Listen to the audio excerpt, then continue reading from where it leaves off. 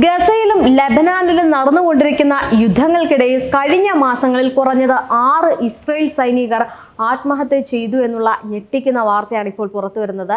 Israel ദിനപത്രമായ യദിയോത്ത് അഹ്റോനോത്ത് പറയുന്നതനുസരിച്ച് നീണ്ട യുദ്ധങ്ങൾ മൂലമുണ്ടാകുന്ന കടുത്ത മാനസിക ക്ലേശമാണ് IDF സൈനികർക്കിടയിലെ ആത്മഹത്യയുടെ പ്രാഥമിക കാരണമെന്നാണ് പറയുന്നത്.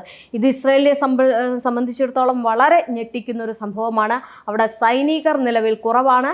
ഉള്ള സൈനികരാണെങ്കിൽ വലിയ രീതിയിലുള്ള മാനസിക സംഘർഷങ്ങൾ നേരിടുന്നു എന്നുള്ളൊരു കാരണമാണ്, അല്ലെങ്കിൽ എന്നുള്ള ഒരു കാര്യമാണ് ഇപ്പോൾ വെളിപ്പെടുത്തിയിരിക്കുന്നത്. ഇത് വലിയ രീതിയിലുള്ള ഒരു ഞെട്ടലോടെയാണ് ലോകം മുഴുവൻ ഉറ്റുനോക്കുന്നത്. വർഷാവസാനത്തോടെ ആത്മഹത്യകൾ വെളിപ്പെടുത്തുമെന്ന് ഉറപ്പ് നൽകിയിട്ടും ഇസ്രായേൽ സൈന്യം ഇതുവരെ ഒരു ഔദ്യോഗിക കണക്കുകൾ പുറത്തുവിട്ടിട്ടില്ലാത്തതിനാൽ തന്നെ യഥാർത്ഥ ആത്മഹത്യകളുടെ കണക്ക് ഇതിലും വലുതായിരിക്കുമെന്നാണ് വിദഗ്ധർ പറയുന്നത്. ഇസ്രായേൽ സൈന്യത്തിനുള്ളിലെ മാനസികാരോഗ്യം പ്രതിസന്ധി വളരെയധികം വലുതാണെന്ന് ഈ റിപ്പോർട്ടിൽ ഉയർത്തി കാണിക്കുകയും ചെയ്യുന്നുണ്ട്. ആയിരക്കണക്കിന് സൈനികർ ഈ മാനസികാരോഗ്യ ക്ലിനിക്കുകളിൽ സന്ദർശിച്ചതായും പിന്നീട് ഫീൽഡ് സൈക്കോളജിസ്റ്റുകളിൽ നിന്ന് സഹായം തേടിയതായിട്ടും ഈ പത്രവാർത്ത പറയുകയാണ്. അതായത് പത്രവാർത്തയിലെ റിപ്പോർട്ട് സൂചിപ്പിക്കുകയാണ്, ഈ അന്വേഷണം അനുസരിച്ച് മാനസികാഘാതം അനുഭവിക്കുന്ന സൈനികരുടെ എണ്ണം യുദ്ധത്തിൽ ശരാശരി പരിക്കേറ്റതിനേക്കാൾ കൂടുതലായിരിക്കാം എന്നാണ് പറയുന്നത്. ഒരു കാര്യം ശ്രദ്ധിച്ചു കേൾക്കണം, പരിക്കേറ്റവരെക്കാൾ കൂടുതൽ മാനസികാരോഗ്യം അല്ലെങ്കിൽ മാനസിക വൈകല്യം നേരിടുന്ന നിരവധി IDF സൈനികർ അവിടെ ഉണ്ട് എന്നാണ് ഇപ്പോൾ ഇസ്രായേൽ പത്രത്തിൽ വരുന്ന വാർത്ത എന്ന് പറയുന്നത്. ഇതിൽ നിന്ന് നമുക്ക് മനസ്സിലാക്കാൻ സാധിക്കുന്നത് അവിടെ കൊടിയ പീഡനമാണ് IDFനും നേരിടുന്നത് എന്നത്. കാരണം യുദ്ധമുഖത്ത് എത്രയൊക്കെ ധൈര്യം സംഭരിച്ചു നിന്നാലും എത്രയൊക്കെ കാര്യം വന്നാലും ചിലവർക്ക് മാനസികമായിട്ടുള്ള രീതികളിലൊക്കെ ചിലപ്പോൾ വ്യത്യാസം വരും. അതെന്തുകൊണ്ടാണെന്ന് ചോദിച്ചു കഴിഞ്ഞാൽ അവരോട് ട്രെയിൻ ചെയ്ത് വർഷങ്ങളായിട്ടുള്ള സൈനികരെ കാട്ടി ഉൾപ്പെടെ കൂടുതലുള്ളത് ഈ പുറത്തുനിന്ന് വരുന്നവരും അല്ലാണ്ട് അവിടുത്തെ ജനങ്ങളായിട്ടുള്ള തോക്ക് പോലും നേരെ ചൊവ്വെ പിടിക്കാൻ അറിയാത്ത അവിടുത്തുള്ള സാധാരണക്കാരായ ചെറുപ്പക്കാരെയാണ് അവിടെ സൈനികരായിട്ട് ബെഞ്ചമിൻ നെതന്യാഹു റിക്രൂട്ട് ചെയ്തെടുക്കുന്നതും അവരോടൊക്കെ പറയുന്നതും. അതുകൊണ്ട് തന്നെ വളരെയധികം വിഷമത്തോടെയാണ് അവർ ആ ഒരു ജോലിയിലേക്ക് പ്രവേശിക്കുന്നതും. എന്നാൽ ഇതിൻ്റെ പിന്നിലൊക്കെ കുറച്ചുകൂടി ട്രെയിൻ ചെയ്ത ആളുകളുണ്ടെങ്കിലും അവിടെ സൈനികരുടെ എണ്ണം നിലവിൽ കുറയുന്ന ഒരു സാഹചര്യം തന്നെയാണ്. സൈനിക പ്രവർത്തനങ്ങൾ പൂർത്തിയാക്കി സൈനികർ സാധാരണ ജീവിതത്തിലേക്ക് മടങ്ങിയെത്തുമ്പോൾ ഈ മാനസികാരോഗ്യ പ്രതിസന്ധിയുടെ മുഴുവൻ വ്യാപ്തിയും വ്യക്തമാക്കുമെന്ന് വിദഗ്ധരെ ഉദ്ധരിച്ച് ദിനപത്രം പറയുകയും ചെയ്യുന്നുണ്ട്. എന്നാൽ അതെന്ന് പറയുമെന്നാണ് പലരുടെയും ചോദ്യം. കാരണം ഇപ്പോൾ തന്നെ എത്ര സൈനികർ അവിടെ മരിച്ചു, എത്ര പേർക്ക് ഇത്തരം പ്രശ്നങ്ങളുണ്ട് എന്നത് ഒരിക്കൽ പോലും ഇസ്രായേൽ പറയുന്നതുമില്ല, IDF പുറത്തുവിടുന്നതുമില്ല. അതുകൊണ്ട് തന്നെ അതെന്നാകും അല്ലെങ്കിൽ എപ്പോഴായിരിക്കും പുറത്തുവിടുന്നത് ഇനി നമുക്ക് കണ്ടറിയാം. കാരണം എത്ര പേര് മരിച്ചു എന്നുള്ളത് ഇതുവരെയും അവർ സ്ഥിരീകരിക്കുന്നില്ല, അല്ലെങ്കിൽ നമ്മളോട് വ്യക്തമാക്കുന്നില്ല എന്നതാണ് ഇതിന് കാരണം. മാർച്ചിൽ ഏകദേശം 1700 സൈനികർക്ക് മാനസിക ചികിത്സ ലഭിച്ചതായിട്ട് ഇസ്രായേൽ മിലിറ്ററിയുടെ മാനസികാരോഗ്യ വിഭാഗം മേധാവി ലൂയിസ് എൻ തൽസാലോർ ഹാർട്ടൈസിനോട്, അതായത് ഒരു ചാനലിനോട് പറഞ്ഞിരുന്നു.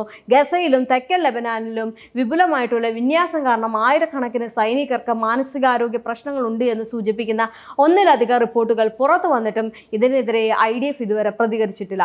അമേരിക്കയിലെ ജൂതന്മാരായിട്ടുള്ള കൗമാരക്കാർക്ക് ഇസ്രായേലിലെ നെതന്യാഹു സർക്കാരിനോടും ഇപ്പോൾ വിയോജിപ്പ് വർദ്ധിക്കുന്നതിൻ്റെ കാര്യം ഇത് തന്നെയാണ്. കാരണം കഴിഞ്ഞ ദിവസം നമ്മളൊക്കെ അറിയാം, ജൂതന്മാരെയും കൂടി സൈനികത്തിലേക്ക് കയറ്റൂ അല്ലെങ്കിൽ സൈനികരാക്കൂ എന്ന് പറഞ്ഞുകൊണ്ട് ഒരു പ്രസ്താവന ഇറക്കിയിരുന്നു. അതുകൊണ്ട് തന്നെ അവർ ജൂതന്മാരെ കുറച്ചു ആൾക്കാരെ, അതായത് സാധാരണ അവിടുത്തെ യാതൊരുവിധ പരിചയമില്ലാത്ത ആൾക്കാരെ ഈ യുദ്ധത്തിന് മുന്നിൽ നിർത്താൻ വേണ്ടിയിട്ട് ഈ ഇസ്രായേൽ ഒരു കാര്യമൊക്കെ നടപ്പാക്കിയായിരുന്നു. അപ്പോൾ അതിനെതിരെ ജൂതന്മാർ വലിയ രീതിയിലുള്ളൊരു പോരാട്ടത്തിലാണ്. കാരണം അവർക്കറിയാം എത്രത്തോളമാണ് ഇതിൻ്റെ ഭവിഷ്യത്ത്, എങ്ങനെയൊക്കെയാണ് ഈ യുദ്ധം പോകുന്നത് എന്നുള്ളത്. കാരണം ഇപ്പോൾ തന്നെ ഈ ഒരു പത്രം പുറത്തുവിട്ടിരിക്കുന്ന വാർത്തയിൽ പറഞ്ഞിരിക്കുന്നത് അവിടെ പരിക്കേറ്റതല്ല, ഒരു യുദ്ധത്തിൽ പരിക്കേറ്റതിനേക്കാൾ എത്രയോ ആളുകളാണ് മാനസികാരോഗ്യം അല്ലെങ്കിൽ മാനസിക ക്ലേശം മൂലം ആത്മഹത്യ ചെയ്യുന്നതും അല്ലെങ്കിൽ വിഷമിക്കുന്നതും എന്നൊക്കെ നമുക്ക് മനസ്സിലാക്കാൻ സാധിക്കും.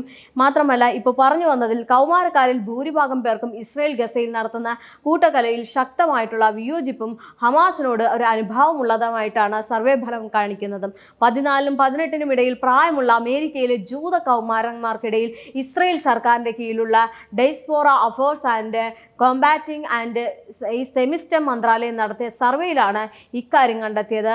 സർവേയിൽ പങ്കെടുത്ത 36.7% അമേരിക്കൻ കൗമാരക്കാരും ഗസയിലെ സായുധ സംഘടനയായ ഹമാസിനോട് ആഭിമുഖ്യം പുലർത്തുന്നവരാണെന്ന് സർവേയിൽ വെളിപ്പെടുത്തിയിട്ടുണ്ട്.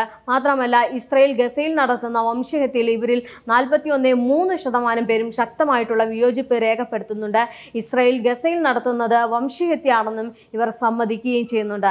അതേസമയം തന്നെ അമേരിക്കയിലെ ജൂത കൗമാരക്കാരിൽ 66% പേർക്കും ഫലസ്തീൻ ജനതയുടെ നിലവിലെ അവസ്ഥയിൽ സഹതാപമുണ്ടെന്നും സർവേയിൽ വ്യക്തമാക്കുകയാണ്. കാരണം അവർക്ക് ഈ ഒരു ആർമിയിൽ നിന്ന് ഇങ്ങനെയൊക്കെ ചെയ്യാൻ കഴിയില്ല.